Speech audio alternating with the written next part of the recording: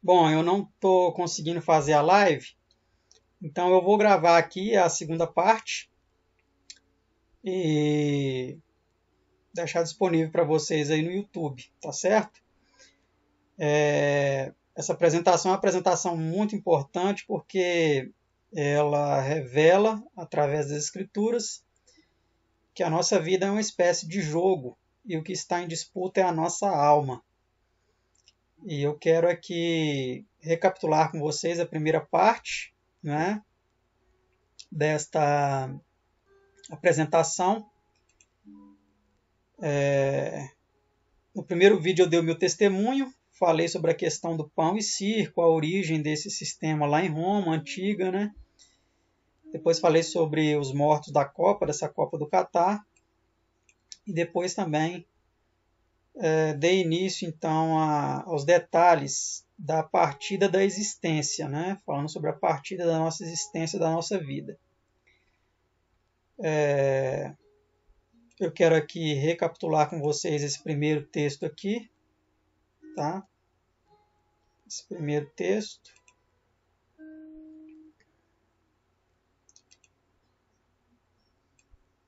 Que diz o seguinte: Pois que aproveita ao homem ganhar o mundo inteiro se perder a sua alma? Ou que dará o homem em recompensa da sua alma? São Mateus 16, 26.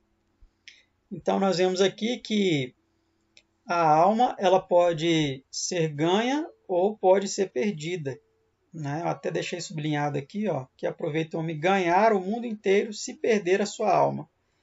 Não vai adiantar nada, né? Ou que dará ao homem recompensa da sua alma? Então é muito importante nós termos essa pergunta sempre em mente para refletirmos aí o que estamos fazendo na nossa vida, né?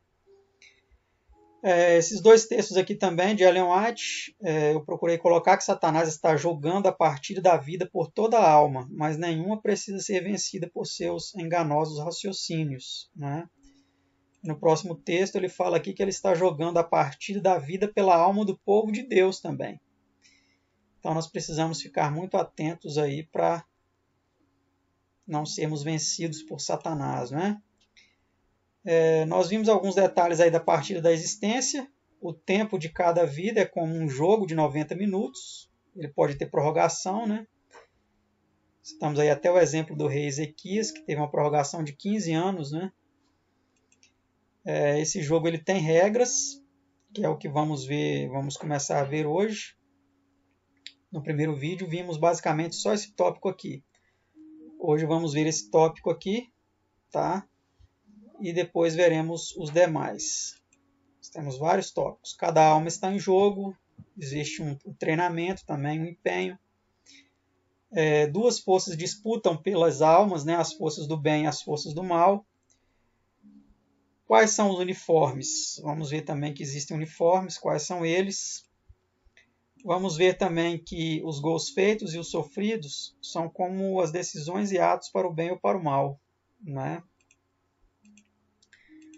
Mas alguns detalhes aqui da partida da existência, ela está sendo assistida, existe plateia. As lesões durante a partida, vamos ver também um pouco sobre isso. Os impedimentos, o que eles significam, né? Os cartões amarelo e vermelho, também existe um paralelo na partida da existência aí no jogo da vida. As substituições, vamos ver também um pouco sobre isso. O árbitro dessa partida nunca erra. Cada um receberá o galardão. No final será entregue o troféu aos vencedores.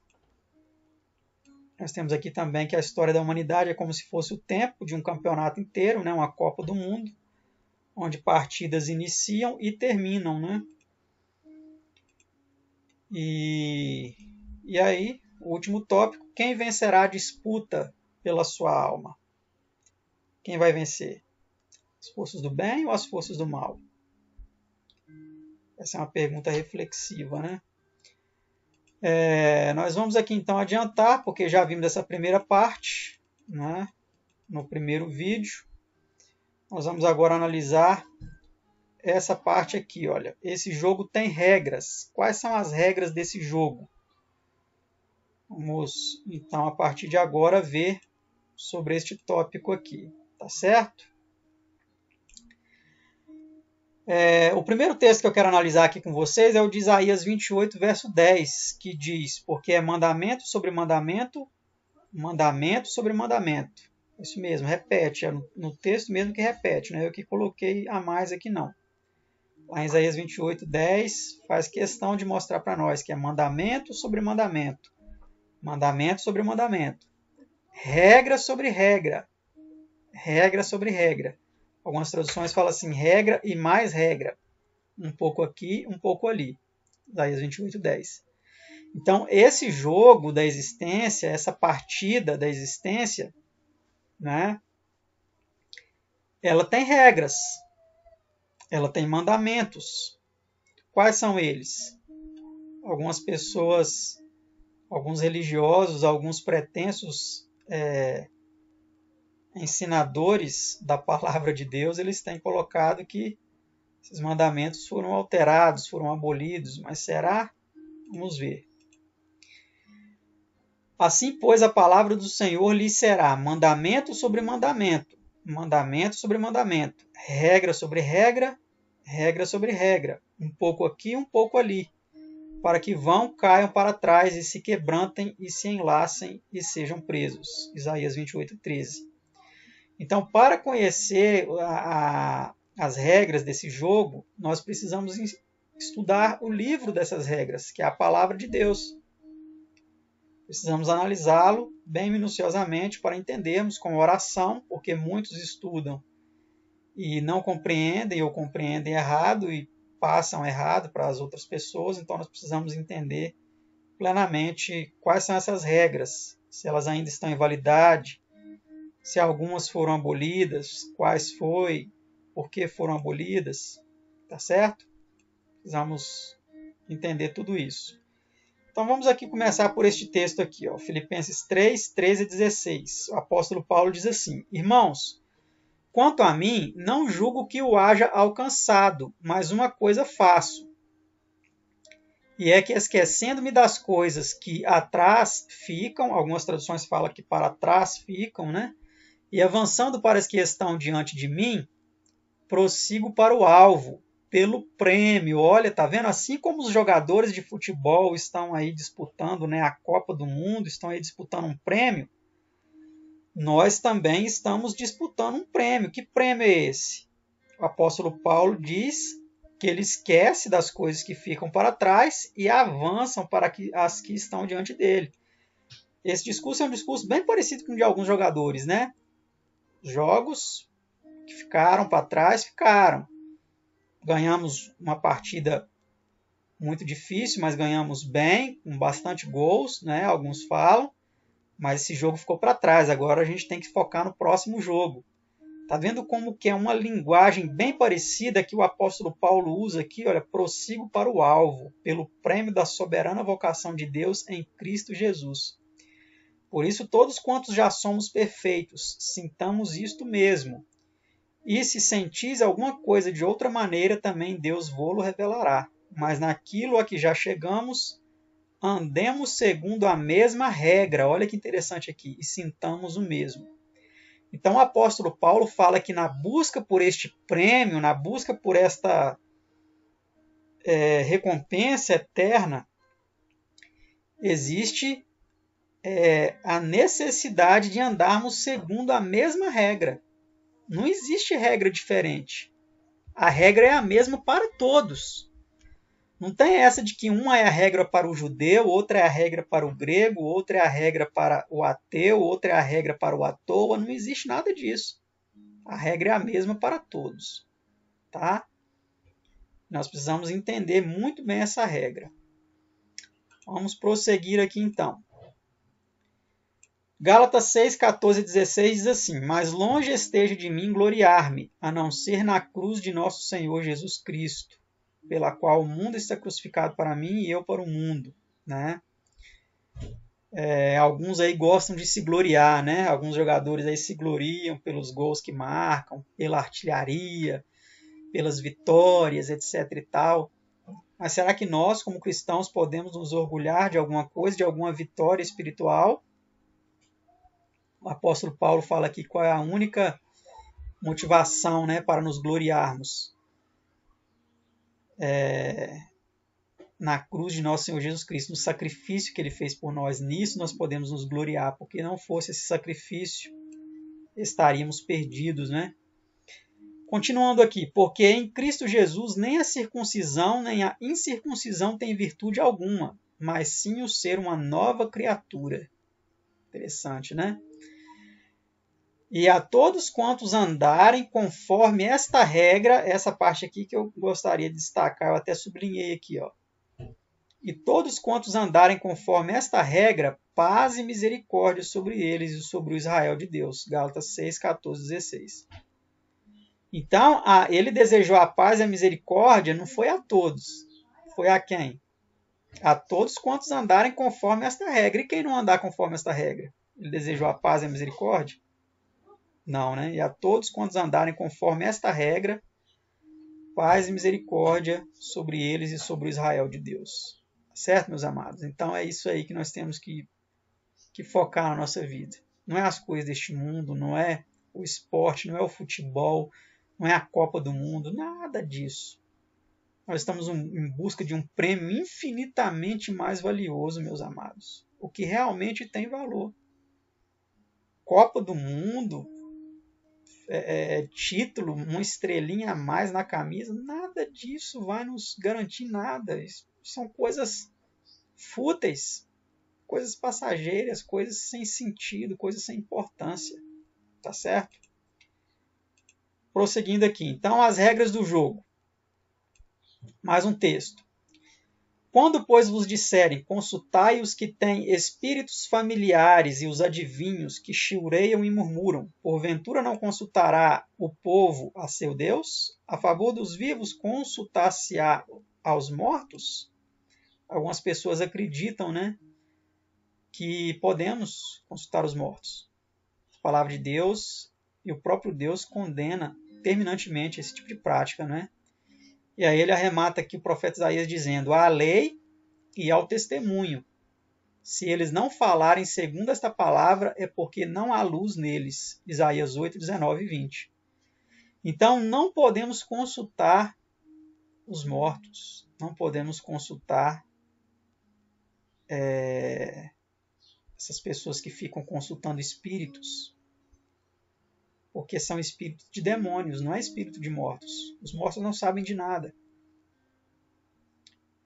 E a palavra de Deus fala que nós temos que consultar a quem? Recorrer a quem? A lei, que aqui é uma indicação à Torá, os 5 primeiros livros de Moisés, e ao testemunho, que é o testemunho dos profetas. Então, a Torá, os livros de Moisés, e todos os demais livros dos profetas, né, eles falam harmoniosamente sobre quais são as regras desse jogo, o jogo da vida, o jogo da existência. Se nós não estivermos amparados nisso daqui, ó, a lei é o testemunho, seremos facilmente enganados por esses espíritos, porque eles vão falar coisas contrárias a isso aqui. Tá certo? Precisamos ficar atentos. As regras mudaram? Algumas pessoas acreditam que sim, né? Vamos ver se as regras mudaram mesmo. Havendo riscado a cédula que era contra nós nas suas ordenanças, a qual de alguma maneira nos era contrária, e atirou do meio de nós, cravando-a na cruz. Olha, então aqui fala de uma cédula que era contra nós, né? Nos era contrária, e ela foi cravada na cruz por Jesus. Vamos continuar lendo aqui. Ó. E despojando os principados e potestades, os expôs publicamente e deles triunfou em si mesmo. Portanto, ninguém vos julgue pelo comer ou pelo beber, ou por causa dos dias de festa, ou da lua nova, ou dos sábados, que são sombra das coisas futuras, mas o corpo é de Cristo. Colossenses 2, 14 a 17.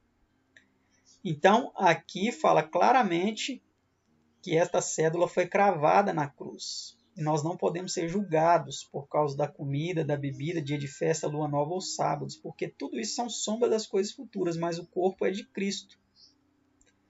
Será que isso aqui significa que não precisamos mais guardar o sábado, que não precisamos mais nos preocupar com aquilo que nós comemos, com aquilo que nós bebemos, se essas coisas vão nos fazer mal ou não. Será que é isso que esse texto aqui está querendo dizer? Ou esse texto está fazendo uma referência aos rituais que envolviam os sacrifícios, que eram tipos daquele sacrifício verdadeiro que os outros sacrifícios prefiguravam? Será que é isso? Porque muitas pessoas usam esse texto aqui para dizer que os 10 mandamentos foram cravados na cruz.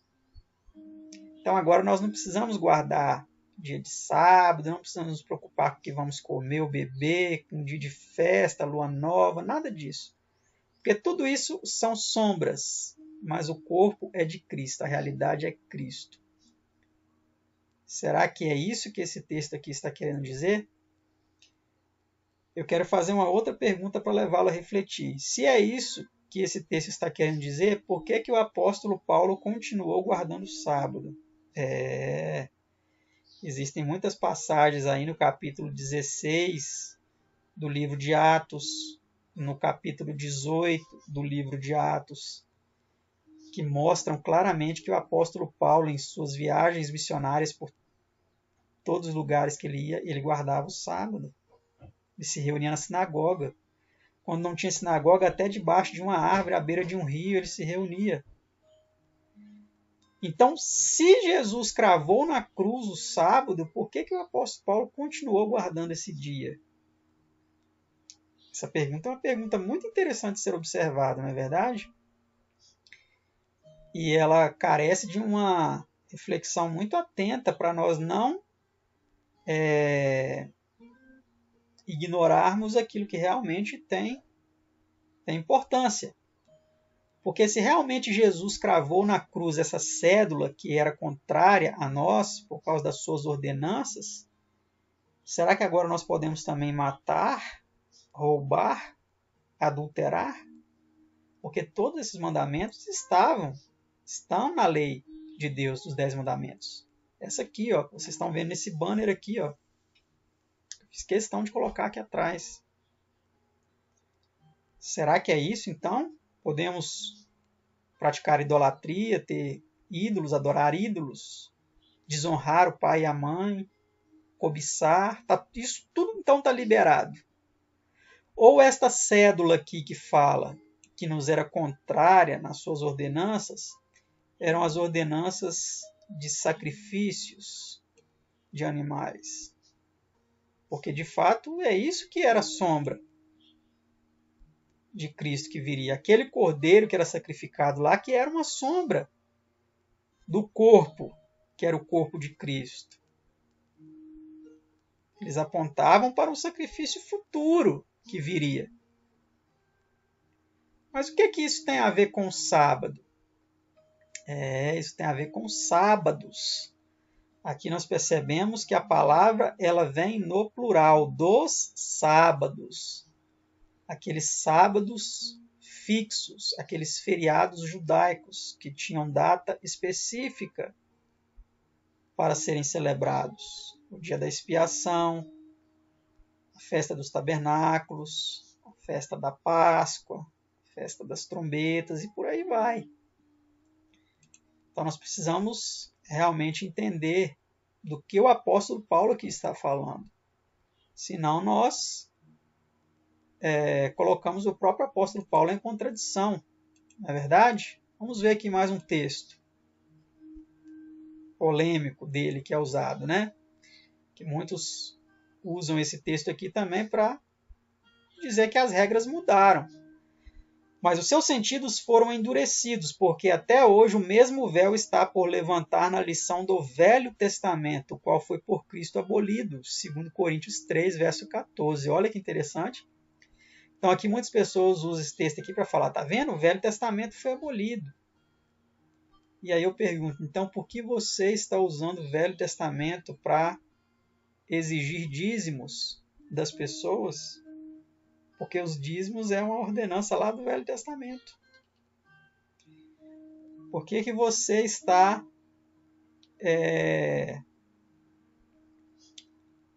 se prendendo a essa ordenança?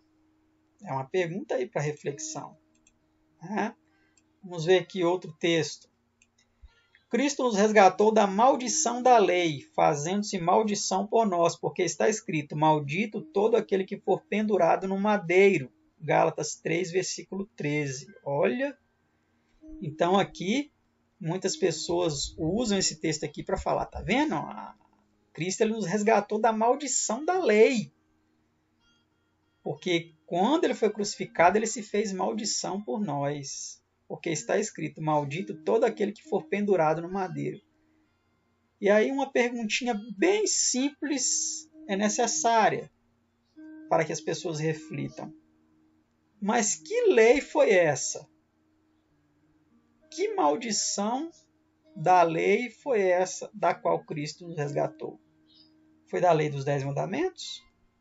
Porque aqui ele está dizendo: porque está escrito: maldito todo aquele que for pendurado no madeiro. E eu pergunto: isso está escrito em qual dos 10 mandamentos? Maldito todo aquele que for pendurado no madeiro. Em qual dos 10 mandamentos está escrito isso?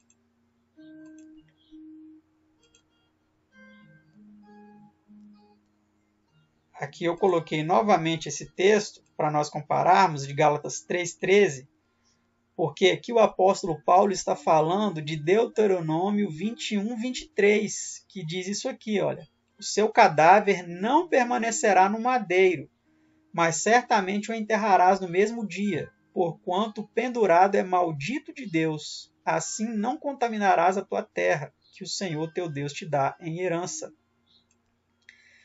Então, meus amados, essa maldição da lei aqui é dessa lei aqui, olha. Você sabia que a palavra Deuteronômio significa segunda lei? O apóstolo Paulo aqui ele está falando da maldição dessa lei, da segunda lei, e não da lei dos 10 mandamentos. Então, note como é necessário muita sabedoria e muita direção do Espírito de Deus para nós compreendermos as verdadeiras regras desse jogo, para não acharmos que elas foram mudadas e para não sermos penalizados por elas, por ainda estarem em vigor. Tá certo? Precisamos saber realmente o que mudou e o que não mudou, tá? Então, muitas das leis ali de Deuteronômio realmente não estão mais em vigor. Quando Cristo morreu, elas perderam a sua validade, né? Por exemplo, isso aqui ninguém, no país que nós vivemos, alguém é crucificado. Para nós seguirmos aqui, ó, o seu cadáver não permanecerá no madeiro, mas certamente o enterrarás no mesmo dia, porquanto o pendurado é maldito de Deus. Alguém é condenado aqui à morte, nem pena de morte tem no Brasil, só para começar. Quanto mais por crucificação. Em vários países que tem por aí pelo mundo, essa pena de morte não existe. Praticamente em nenhum existe mais esse tipo de pena de morte. Tá certo? Então precisamos ficar atentos quanto a esses detalhes, tá? Jesus aboliu a lei na cruz? Então vamos agora responder de forma categórica essa pergunta aqui, olha. Com as palavras do próprio Jesus, Mateus 5, 17 a 21, na versão Almeida Revista e Atualizada. Diz assim, ó: não penseis que vim revogar a lei ou os profetas. Não vim para revogar, vim para cumprir.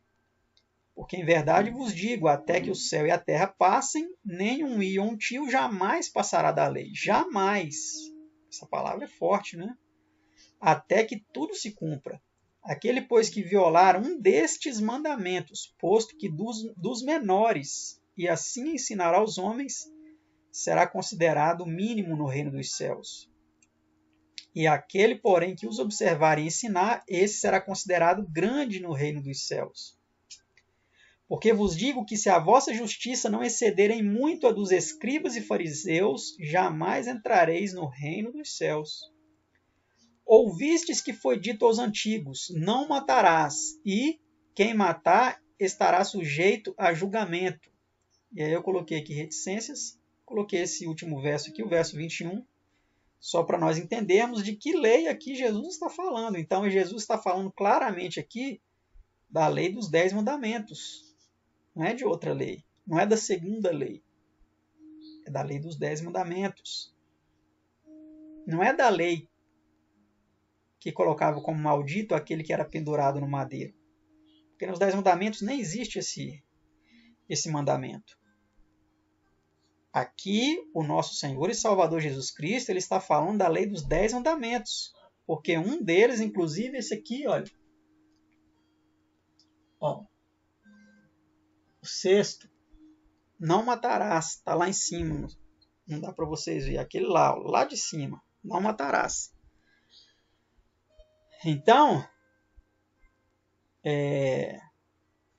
Jesus disse que nenhum miontio poderia ser tirado dessa lei. Ele não veio para abolir essa lei. Ele veio para cumprir, ele veio para obedecer.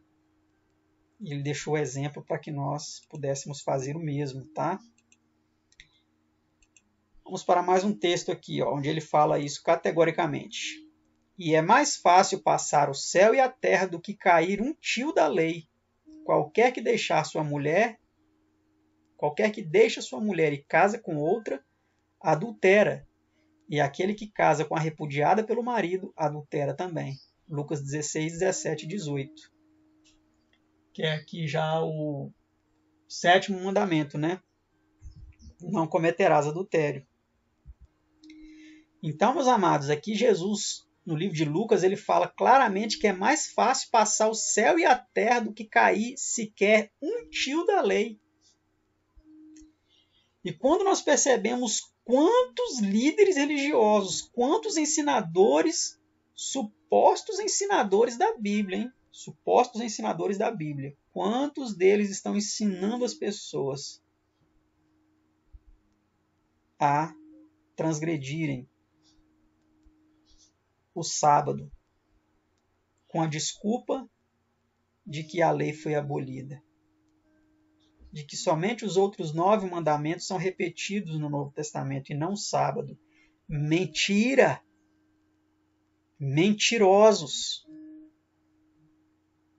Enganadores! É isso que eles são. Porque é mais fácil passar o céu e a terra do que cair um tio da lei. Quem dirá um mandamento? Quem dirá um mandamento? E outro que tem sido muito transgredido aqui, à torta e à direita, pelas pessoas, inclusive muitos religiosos, que casa, descasa, recasa com outra pessoa, descasa, casa pela terceira vez com o outro, não dá certo, e vai vir uma bola de neve. E aqui Jesus disse claramente o quê? Qualquer que deixa sua mulher e casa com outra, adultera. Aí muitos podem pensar assim, mas se ele deixou a mulher, casou com outra, ele adulterou, a mulher dele está livre.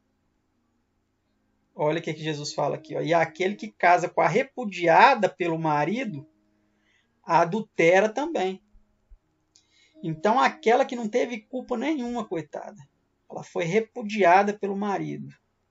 O marido repudiou ela, casou com outra. Jesus fala que até essa repudiada aqui, quem casar com ela adultera também. Então, meus amados, não é brincadeira. É coisa séria. É coisa séria.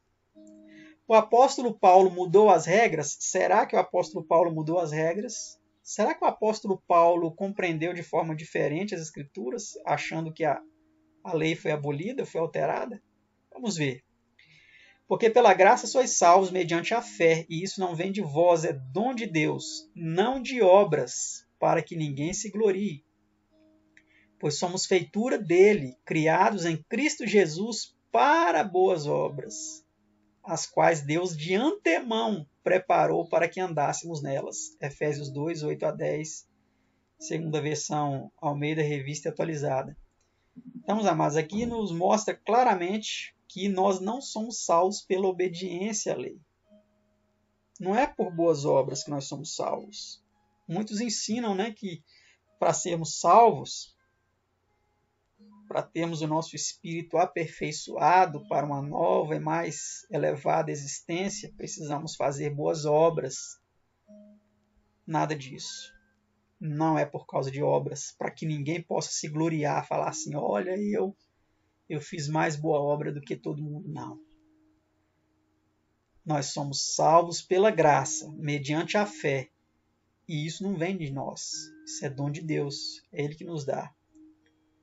Mas aqui ele arremata dizendo que nós somos criados em Cristo Jesus para as boas obras.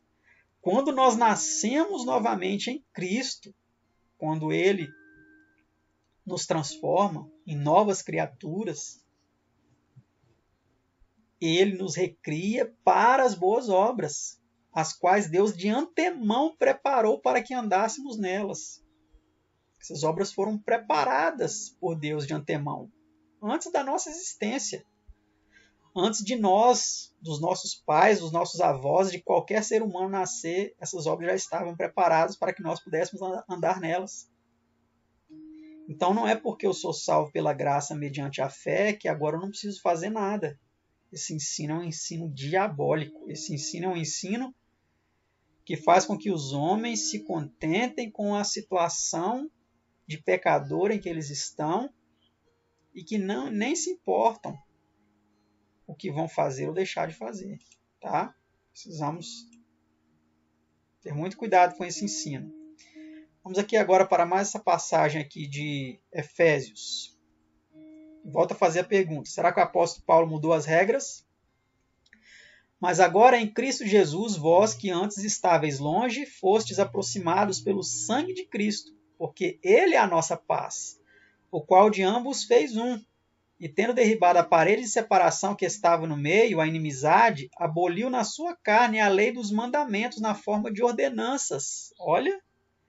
Para que dos dois criasse em si mesmo um novo homem, fazendo a paz, e reconciliasse ambos em um só corpo com Deus, por intermédio da cruz, destruindo por ela a inimizade. Efésios 2, 13 e 16.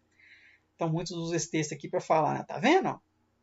O apóstolo Paulo fala claramente que ele aboliu na sua carne a lei dos mandamentos, na forma de ordenanças.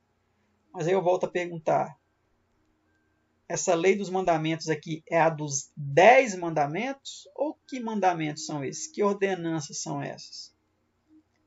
Porque se é os 10 mandamentos, então pode matar, pode roubar, pode adulterar, pode desrespeitar, desonrar pai e mãe, pode cobiçar, pode idolatrar, é isso que pode, não é isso? Pode transgredir o sábado, é isso? Tudo isso está liberado então. Segundo o apóstolo Paulo. Ou que ordenanças são essas? Esses mandamentos de ordenanças são os 10 mandamentos? Ou ordenanças de sacrifícios? Vamos ver. Ler Hebreus 8 e 9. Então nós precisamos ler, né, Hebreus 8 e 9 para nós entendermos do que se trata esta questão aqui, que é o que nós vamos fazer aqui agora, tá certo? Vamos ler Hebreus 8 e 9.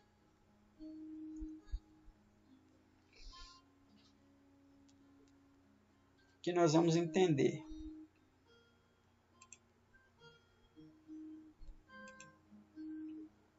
Então aqui em Hebreus diz assim, ó, ora, a suma do que temos dito é que temos um sumo sacerdote tal que está sentado nos céus, à destra do trono da majestade, ministro do santuário do verdadeiro tabernáculo, o qual o Senhor fundou e não o homem.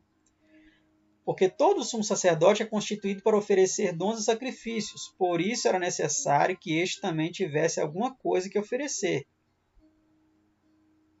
Ora, se ele estivesse na terra, nem tampouco sacerdote seria, havendo ainda sacerdotes que oferecem dons segundo a lei, os quais servem de exemplo e sombra das coisas celestiais. Olha que interessante esse texto aqui, ó. Sombra das coisas celestiais.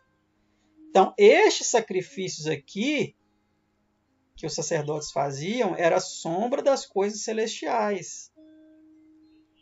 Então, a sombra das coisas que fala naquele texto lá de Colossenses, né, eram esses sacrifícios, né, os dons segundo a lei. Como Moisés divinamente foi avisado, estando já para acabar o tabernáculo, porque foi dito, olha, faz tudo conforme o modelo que no monte se te mostrou.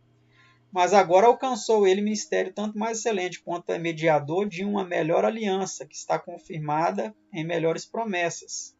Porque se aquela primeira for irrepreensível, nunca se teria buscado lugar para a segunda. Aquela era baseada em sacrifícios de animais, e a segunda no sacrifício do próprio Jesus, né? Porque repreendendo-os, lhes disse, eis que virão dias, diz o Senhor, em que com a casa de Israel e com a casa de Judá estabelecerei uma nova aliança. Que nova aliança é essa? Não segundo a aliança que fiz com seus pais no dia em que os tomei pela mão, para os tirar da terra do Egito. Como não permaneceram naquela minha aliança, eu para eles não atentei, diz o Senhor. Porque esta é a aliança que depois daqueles dias farei com a casa de Israel, diz o Senhor. Porei as minhas leis no seu entendimento, e em seu coração as escreverei. Eu lhes serei por Deus, e eles me serão por povo. E não ensinará cada um ao seu próximo, nem cada um ao seu irmão, dizendo, conhece o Senhor, porque todos me conhecerão, desde o menor deles até o maior. Porque serei misericordioso para com as suas iniquidades, e seus pecados, suas prevaricações, não me lembrarei mais. Dizendo nova aliança, envelheceu a primeira. Ora, o que foi tornado velho se envelhece e está perto de acabar. Vamos ver se se trata dos 10 mandamentos, né? Capítulo 9. Ora, também a primeira tinha ordenanças de culto divino e um santuário terrestre. Olha isso aqui, amados. Eu quero voltar aqui no texto aqui com vocês. Eu faço questão de voltar nesse texto aqui com vocês, para vocês perceberem aqui, ó. Aboliu na sua carne a lei dos mandamentos na forma de ordenanças. Efésios 2, 13 a 16. Na forma de ordenanças. A lei dos mandamentos na forma de ordenanças foi abolida na carne de Jesus, quando ele entregou a sua carne como sacrifício. E aqui, segundo muitos acreditam, o próprio Paulo escreveu, né, a carta aos Hebreus, embora não tenha autoria declarada, né, mas muitos acreditam que é o apóstolo Paulo. Capítulo 9, ele diz aqui claramente, ora, a primeira aliança tinha ordenanças. Ó, essa palavrinha que interessante. Tinha ordenanças. Aqui também não fala ordenanças? Aqui, ó, ordenanças. Aqui em Efésios ele fala ordenanças. Jesus, quando ele morreu, ele aboliu na sua carne a lei das ordenanças. Que ordenança? A lei dos mandamentos na forma de ordenanças. Que ordenanças? Ora, a primeira aliança tinha ordenanças de culto divino e um santuário terrestre. Então, essas ordenanças, meus amados, estavam relacionadas a um culto divino, todo um ritual ali do santuário terrestre, ó, porque um tabernáculo estava preparado, o primeiro em que havia o candeeiro, a mesa, os pães da proposição, ao que se chama o santuário, mas depois do segundo véu estava o tabernáculo, que se chama Santo dos Santos, que tinha um incensário de ouro, a arca da aliança, coberta de ouro todo em redor, em que estava um vaso de ouro que continha o maná, a vara de Arão que tinha florescido e as tábuas da aliança. E sobre a arca, os querubins da glória, que faziam sombra no propiciatório, das quais coisas não falaremos agora particularmente. Ora, estando estas coisas assim preparadas, a todo tempo entravam sacerdotes no primeiro tabernáculo cumprindo serviços, mas no segundo só o sumo sacerdote, uma vez no ano, não sem sangue, que oferecia por si mesmo pelas culpas do povo, dando nisso a entender o Espírito Santo que ainda o caminho do santuário não estava descoberto, enquanto se conservava em pé o primeiro tabernáculo, que é uma alegoria para o tempo presente, em que se oferecem dons e sacrifícios que, quanto à consciência, não podem aperfeiçoar aquele que faz o serviço, consistindo somente em comidas e bebidas e várias abluções e purificações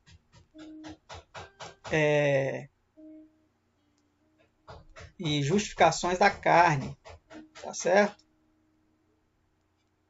Impostas até o tempo da correção. Mas vindo... Só um momento. Mas vindo Cristo, o sumo sacerdote dos bens futuros, por um maior e mais perfeito tabernáculo, não feito por mãos, isso é, não dessa criação, nem por sangue de bodes e bezerros, mas por seu próprio sangue, entrou uma vez no santuário, havendo efetuado uma eterna redenção. Tá? Aqui o capítulo é grande, vocês podem ler depois, se vocês quiserem. Eu só queria ressaltar mesmo essa parte aqui com vocês, meus amados. Ó, que ordenanças são essas? Ordenanças de culto divino em um santuário terrestre. Que ordenanças são essas aqui? A lei dos mandamentos na forma de ordenanças. Ordenanças de um culto divino em um santuário terrestre. Não eram os 10 mandamentos. Porque é uma coisa tão óbvia. Se fosse os 10 mandamentos, podia matar, roubar, adulterar, desobedecer, desrespeitar pai e mãe, cobiçar a mulher do próximo, os bens do próximo, ter ídolos, ter outros deuses. Então não tem lógica, não tem nexo nenhum. Né? Então vamos aqui para outro texto para respondermos essa pergunta aqui. O apóstolo Paulo mudou as regras, sabendo que o homem não é justificado pelas obras da lei, mas pela fé em Jesus Cristo. Temos também crido em Jesus Cristo para sermos justificados pela fé em Cristo, e não pelas obras da lei. Porquanto pelas obras da lei nenhuma carne será justificada. Olha, pelas obras da lei nenhuma carne será justificada. Pois se nós que procuramos ser justificados em Cristo, nós mesmos também somos achados pecadores, é porventura Cristo ministro do pecado? De maneira nenhuma. Gálatas 2, 16, 17. Vamos aqui adiante, então. Mais um texto. Que diremos, pois, é a lei pecado? De modo nenhum. Mas eu não conheci o pecado, senão pela lei. Porque eu não conheceria a concupiscência se a lei não dissesse não cobiçarás. Romanos 7, 7. Então, meus amados, a lei, ela tem a finalidade de mostrar o que é pecado. A gente não conhece o que é pecado se não existir lei. Se não existir uma lei falando assim, ó, não cobiçarás, eu não vou saber que cobiçar é pecado. Então precisa ter uma lei dizendo o que é pecado para que eu saiba o que é pecado e eu me submeta a Deus para não cometer esses pecados. Né? Então aqui o apóstolo Paulo ele vem dizendo que a lei é santa e o mandamento santo, justo e bom. Romanos 7, 12. Então muitos pegam aquele outro texto lá, né, que ele fala que Jesus nos livrou da maldição da lei e aplica aquilo à lei dos 10 mandamentos. Enquanto aquilo é uma lei da segunda lei, de Deuteronômio, e não dos 10 mandamentos. Sobre os 10 mandamentos ele fala aqui, ó, assim a lei é santa e o mandamento santo, justo e bom. Então, para você aí que está ensinando, para você que está aceitando esse ensino de que a lei é uma maldição, cuidado, tá? Muito cuidado, tá? O apóstolo Paulo fala claramente aqui em Romanos 7, 12 que a lei é santa. A lei é santa. O mandamento é santo, é justo. Ele é bom. 3 adjetivos aqui ele coloca. Santo, a lei é santa, ela é justa e ela é boa. E tem muita gente aí deturpando, né? Os ensinamentos de Paulo. Cuidado, muito cuidado. Vamos ver aqui mais uma vez se ele mudou as regras. Porque todos os que sem lei pecaram, sem lei também perecerão. E todos os que sob a lei pecaram, pela lei serão julgados. Está vendo? Porque os que ouvem a lei não são justos diante de Deus. Mas os que praticam a lei hão de ser justificados. Olha que interessante, eu quero até voltar aqui, né? Porque ele disse o quê? Aqui em Gálatas 2, 16, 17. Ó, porquanto pelas obras da lei nenhuma carne será justificada. Que lei é essa aqui que ele está falando? Será que é a lei dos 10 mandamentos? Ou será que é qualquer lei? Porque parece que ele se contradiz, né? Aqui ele fala, pelas obras da lei nenhuma carne ser justificada. É o mesmo autor, o apóstolo Paulo, Gálatas 2, 16, 17. E aqui na frente ele já fala, Romanos 2, 12 e 13. Ó. Porque os que ouvem a lei não são justos diante de Deus, mas os que praticam a lei hão de ser justificados. Mas justificados por quem? Pela lei? Não. Justificados por Cristo, mediante a fé, mas sem excluir a obediência. Os que praticam a lei hão de ser justificados. Mas é importante entender que eles vão ser justificados não é porque eles praticam a lei, mas é porque eles nasceram de novo, aceitaram o sacrifício de Cristo para serem justificados pela graça, mediante a fé no sacrifício de Cristo, para viverem segundo as obras que Deus de antemão preparou para que andássemos nelas, como nós já vimos. Então, por isso que fala aqui que os que praticam a lei hão de ser justificados. Mas não porque praticam a lei, mas porque eles, além de serem salvos pela graça mediante a fé, eles também obedecem à lei de Deus. Vocês conseguiram pegar a situação completa, o âmago da questão, a plenitude da questão? É essa que é a raiz da questão. Vamos continuar a leitura aqui.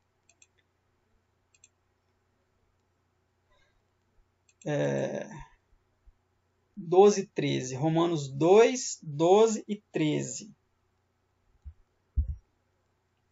Deixa eu pegar aqui no texto aqui para nós lermos. Romanos 2, 12 e 13.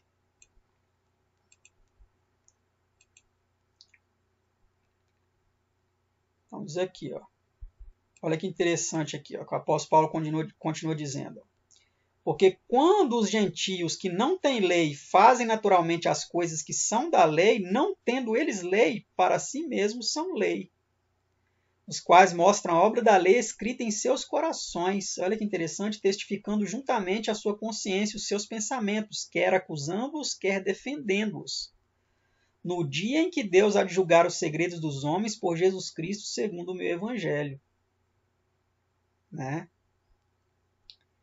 Então, ó, eis que tu que tens por sobrenome judeu e repousas na lei, te glorias em Deus e sabes a sua vontade, e aprovas as coisas excelentes, sendo instruído por lei, confias que és guia dos cegos, luz dos que estão em trevas, instruidor dos nécios, mestre de crianças, que tens a forma da ciência e da verdade na lei.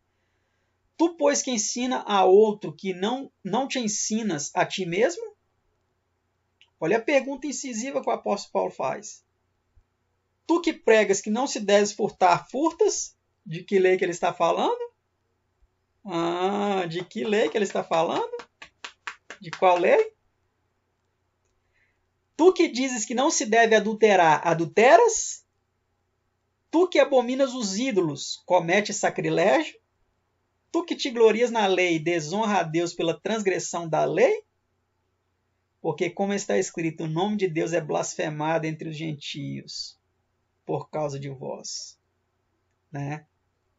Então, muitos estão blasfemando o nome de Deus ao dizer que ele aboliu a sua lei. Tem cabimento uma coisa dessa? Agora eu quero fazer uma pergunta para você uma pergunta bem importante. Imagine só. Deus criou os 10 mandamentos, não foi? Deus criou os 10 mandamentos. Escreveu com seu próprio dedo. Agora você imagine Deus mudando os 10 mandamentos. Falando assim, agora não precisa mais. Um mandamento desse aí não precisa mais.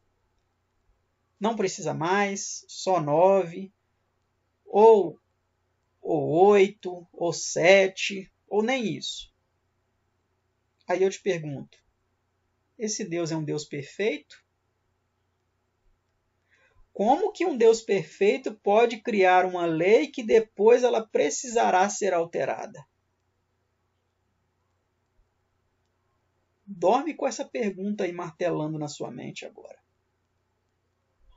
Como um Deus perfeito cria uma lei que depois de um certo tempo ela poderá ser alterada. Ele é como os homens que criam uma lei hoje, daqui 10, 20, 30 anos ele vai mudar essa lei, ou até menos. Deus é como os homens que mudam as suas leis. Agora eu quero ver você responder essa daí. Estão justificados pela fé ou pela lei? Vamos ver. Concluímos, pois, que o homem é justificado pela fé, sem as obras da lei. Romanos 3, 28. É porventura Deus somente dos judeus e não é também dos gentios? Também dos gentios, certamente, visto que Deus é um só, que justifica pela fé a circuncisão e por meio da fé em circuncisão. Anulamos, pois, a lei pela fé? De maneira nenhuma. Antes estabelecemos a lei. Romanos 3, 29 e 31. Então, não é porque eu sou justificado pela fé sem as obras da lei que eu vou anular a lei. Não, de maneira nenhuma. Eu vou estabelecer a lei mais ainda, mais do que ela já está estabelecida. Vou respeitar, inclusive, quem a estabeleceu. Porque ela me mostra que é o pecado para eu saber que eu não posso fazer aquilo.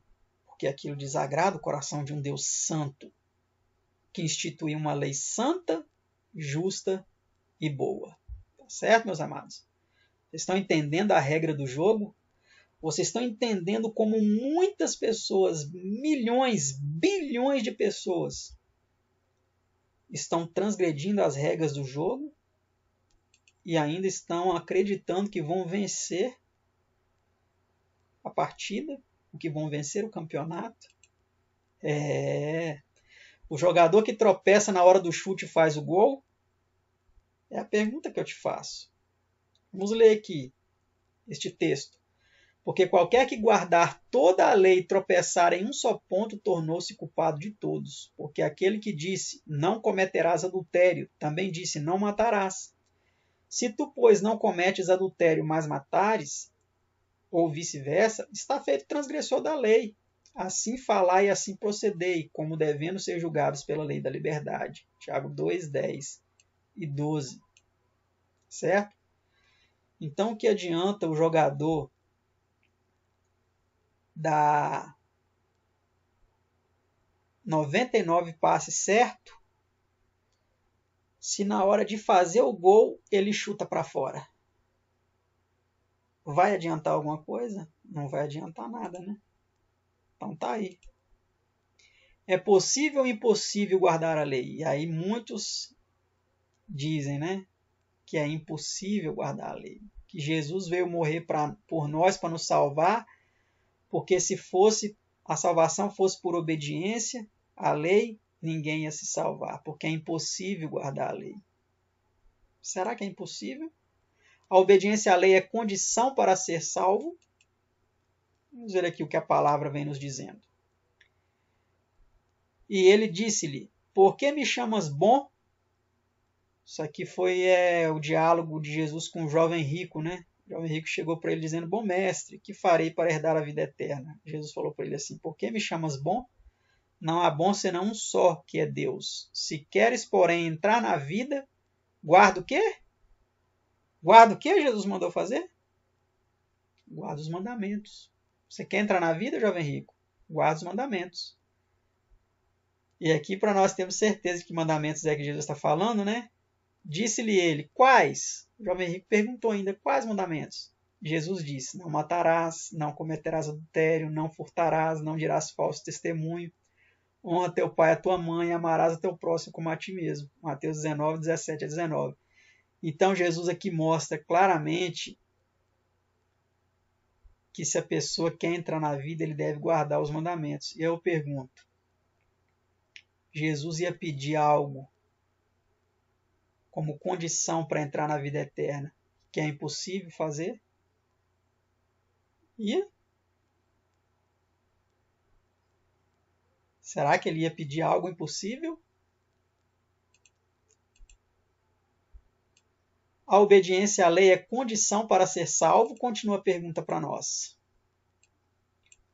Mateus 5, verso 20. Porque vos digo que se a vossa justiça não exceder a dos escribas e fariseus, de modo nenhum entrareis no reino dos céus. Vendo?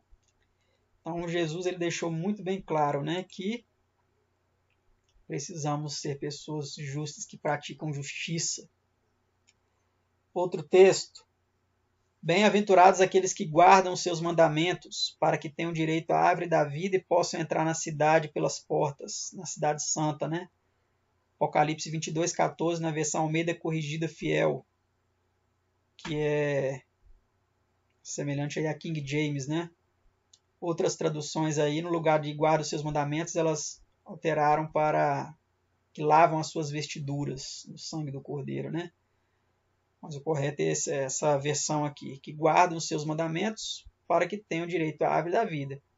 E nós podemos dizer que está mais alinhada, com que está correta essa versão, baseada até no que Jesus falou para o jovem rico, que isso aí é incontestável, né? Então, a obediência à lei é condição para ser salvo? Vemos aqui claramente que é. Que não é só aquela questão que é muito falada aí, que nós somos salvos pela graça mediante a fé. Não de obras. Não que nós vamos praticar obras para sermos salvos, mas que ninguém vai ser salvo em desobediência aberta à lei de Deus. Isso jamais vai acontecer. Então vamos aí recapitular novamente. Esses aí são os que já passamos, né? O tempo de cada vida é como um jogo de 90 minutos, pode ter prorrogação, como nós vimos tanto na experiência do rei Ezequias, que teve 15 anos de prorrogação, como na experiência de várias pessoas aí que foram ressuscitadas, né? Tanto no Antigo Testamento como no Novo. Pessoas que morreram, que a partilha da vida delas acabou, mas que elas foram ressuscitadas, que elas tiveram uma prorrogação aí, né? Nós vimos também que esse jogo tem regras, acabamos de ver isso através do vídeo de hoje. E no próximo vídeo nós vamos ver que cada alma está em jogo, tá certo? Então no próximo vídeo nós vamos ver esse tópico aqui, que cada alma está em jogo. Vamos entender isso mais detalhadamente dentro da palavra de Deus. Eu agradeço por você ter assistido esse vídeo, né? Não foi possível fazer a live, mas eu gravei esse vídeo. Os próximos também não vou tentar mais fazer live, vou gravar, vou deixar disponível aí. E os que quiserem assistir na hora que puderem, podem ter acesso, né? E se você não é inscrito no canal, se inscreva, ative as notificações para você receber os novos vídeos, tanto dessa série quanto de outras que tenho gravado e disponibilizado aqui no canal. Compartilhe com outras pessoas, com seus amigos, com seus parentes, com aqueles que gostam, né, de jogo de futebol, para que eles vejam esses paralelos aí e abram a mente deles para a importância, né, dessa partida da existência na qual estamos inseridos, e possam aí compreender a palavra de Deus e se posicionarem para que eles alcancem a vitória em Cristo Jesus, tá certo? Deixe seus comentários, o que você achou, participe aí, vamos dar um bom engajamento nesse vídeo, para que ele ganhe relevância cada vez mais na plataforma e outras pessoas aí possam ter acesso a esse conteúdo. Obrigado por ter acompanhado o vídeo, por ter assistido. Que a graça e a paz de Deus, nosso Pai, de nosso Senhor e Salvador Jesus Cristo, seja com todos. Um abraço e até o próximo vídeo, se Deus quiser.